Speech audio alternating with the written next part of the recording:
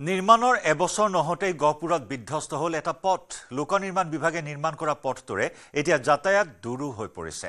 গহপুৰৰ ব্ৰহ্মাজান জালুকবাৰী সংযোগী পথটোত এতিয়া পুখুৰী সদৃশ গাঁত। ২০ৰো অধিক গাঁৱৰ ৰাইজৰ বাবে যোগাযোগৰ একমাত্ৰ সম্বল পথটো। কিন্তু এজাক বৰষুণ আহিলেই তথৈবচ হৈ পৰে পথটোৰ অৱস্থা।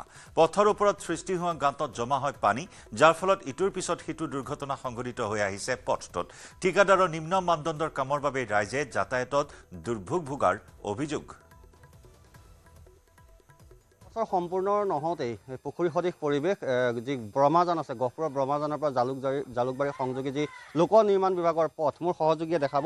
এফালৰ পৰা চকলে এৰাইছে আৰু পুখুৰী সদৃশ পৰিৱেশ, প্ৰকাণ্ড গাঁত আৰু বিভিন্ন সময়ত ইয়াত এতিয়া দুৰ্ঘটনা হৈছে। আৰু এই লোক নিৰ্মাণ বিভাগৰ পথটি নিৰ্মাণ কৰা এবছৰে সম্পূৰ্ণ নহ'ল, কিন্তু এতিয়া সম্পূৰ্ণ প্ৰকাণ্ড পুখুৰী সদৃশ গাঁতৰ সৃষ্টি হৈছে, যাৰ ফলত যাতায়াতত বহুখিনি সমস্যাত ভুগিছে স্থানীয় ৰাইজ। মই আপোনাৰ ওচৰলৈ আহিছোঁ, দেখিছোঁ প্ৰকাণ্ড গাঁত, এইটো এটা লোক নিৰ্মাণ বিভাগৰ পথ। কি ক'ব? কি ক'ম আৰু, ইয়াৰ আগৰ ৰাস্তাটোৱে ভাল আছিলে, খান্দি পেলাই এতিয়া যিটো সঞ্জীৱ হাজৰিকা ঠিকাদাৰে যিটো বনালে, সেইটো এবছৰ নহওঁতেনে গাঁত চপৰকৈ আহি গৈছে। কি হিচাপত বনালে, কেনেকৈ বনালে আমি সেইটোৱে ধৰিব পৰা নাই। আমাৰ ৰাস্তা যাওঁতেনে গাড়ী যিটো কষ্ট হয়, সেই কষ্টটো আমিহে অনুভৱ কৰোঁ। শিক্ষাৰ্থীসকল থাকে, ৰোগীয়া থাকে। আজিয়ে মই স্কুলীয়া লৈ গৈছিলোঁ দুজন, লৈ যাওঁতে যিটো অৱস্থা, যি পানী তাৰমানে লম্পেনৰ পৰা তিতি যায়। নিশা হ'লেতো আৰু প্ৰব্লেম, ৰাতি হ'লেতো আৰু প্ৰব্লেম হয়। কিন্তু এখন গাড়ী লগত ক্ৰছ হ'লেই লৈ আমাৰ পানী ছিটিয়াই থৈ যায়। নিশ্চয়। আৰু আছে স্থানীয় ৰাইজ, মই আপোনাৰ লগতো কিছু কথা পাতিম। কেনেকুৱা সমস্যা হয় আহোঁতে? দেখিছোঁ স্কুটি লৈ আপুনি সদায় অহা যোৱা কৰে।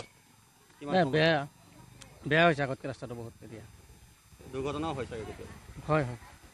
হয় এনেদৰে আৰু স্থানীয় যথেষ্টখিনি এইখিনি মহিলাও দেখিছোঁ। বাইদেউ, আপোনালোকৰ ঘৰৰ সন্মুখৰে ৰাস্তাটো এনেকুৱা অৱস্থা? নক'বা, বৰ অসুবিধা হৈছে। আমি ওলাবই নোৱাৰোঁ। দুদিনমান ইয়াতে টমটম উল্টি খাই পৰি গৈছে। আমাৰ ল'ৰা ছোৱালী স্কুল যাব নোৱাৰে। মই বুঢ়ী মানুহজনী দোকান গৈ আছোঁ, 2-3বাৰকৈ পৰিলোঁ। তাৰপৰা এঘৰ মানুহে আহি পেলাই মোক উঠাইছে। ইমান অশান্তি, ঘৰত পানী সোমাইছে, এতিয়াই সোমাইছে, বাৰিষাটো বাকী আছে। এতিয়া এইটোতো নতুনকৈ বনাইছিলে। বৰ বেয়া কৰিলে, মুহুৰীয়া পইচাই খালে এইবোৰ। স্মাৰ্ট মহানগৰীত বিধ্বস্ত বাট পথ।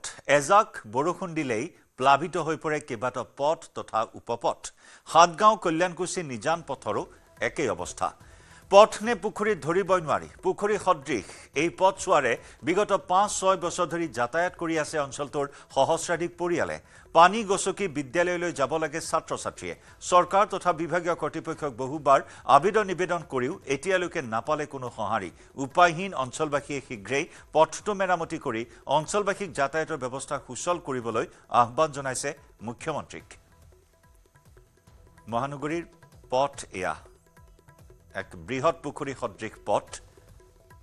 এয়া পথ নে পুখুৰী নে পথাৰ আপুনি ধৰিবই নোৱাৰিব। আৰু এই পথত এতিয়া হাঁহ চৰিছে।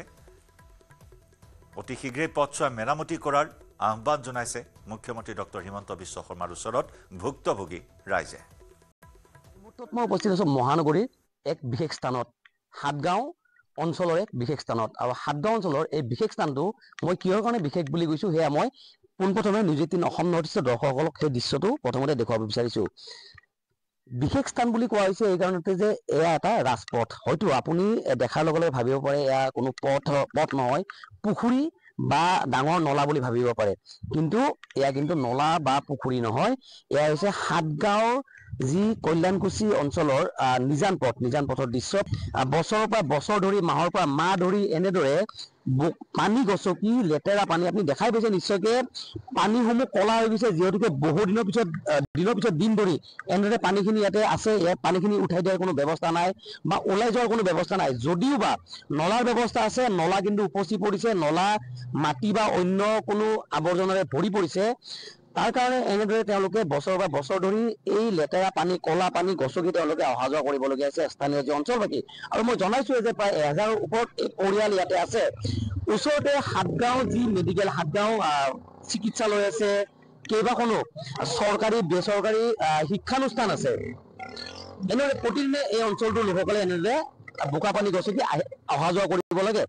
একাংশ স্থানীয় লোক আছে, মই তেওঁলোকৰ পৰা কিছু কথা জানিব বিচাৰিম। দাদা, ধুবুৰীত নৱনিৰ্মিত 4-লেনযুক্ত ৰাষ্ট্ৰীয় ঘাইপথৰ বাবে বিপদত এখন বিদ্যালয়। নিৰ্মাণকাৰী সংস্থা ঝাণ্ডু কনষ্ট্ৰাকশ্যন ইণ্ডিয়া প্ৰাইভেট লিমিটেডৰ অবিবেচকী কৰ্মকাণ্ডৰ বাবে বিপদত পৰিছে বিদ্যালয়খন। এজাক বৰষুণতে ধুবুৰীৰ সাতসেউৰা কল্যাণকামী হাইস্কুলত পানী জমা হয়। পূৰ্বে হাইস্কুলখনৰ পৰা পানী ওলাই যোৱাৰ ব্যৱস্থা আছিল যদিও পথ নিৰ্মাণৰ পাছতে পানী ওলাই যোৱা বন্ধ হৈ পৰে। ফলত বৰষুণ দিলে বিদ্যালয়ত পানী হয়। ৰাষ্ট্ৰীয় ঘাইপথ নিৰ্মাণকাৰী প্ৰতিষ্ঠানক পানী নিষ্কাশনৰ বাবে এটা কালভাৰ্ট বহুৱাবলৈ অনুৰোধ জনাইছিল যদিও সেয়া আজি পৰ্যন্ত হৈ নুঠিল, যাৰ ফলত এতিয়া বিদ্যালয়খনৰ চৌহদ পানীৰে উপচি পৰিছে। শীঘ্ৰেই ছাত্ৰ-ছাত্ৰীসকল আৰু শিক্ষকসকলে ৰাষ্ট্ৰীয় ঘাইপথত এটা কালভাৰ্ট স্থাপন কৰি পানী নিষ্কাশনৰ ব্যৱস্থা কৰিবলৈ দাবী জনাইছে। অন্যথা বাৰিষাৰ সময়ত বিদ্যালয়খনত এনেদৰেই পানীত বুৰ গৈ থাকিব। ইয়াৰ সৈতে সময় হ'ল লাইভ আৱাৰৰ পৰা বিদায় লোৱাৰ। নমস্কাৰ।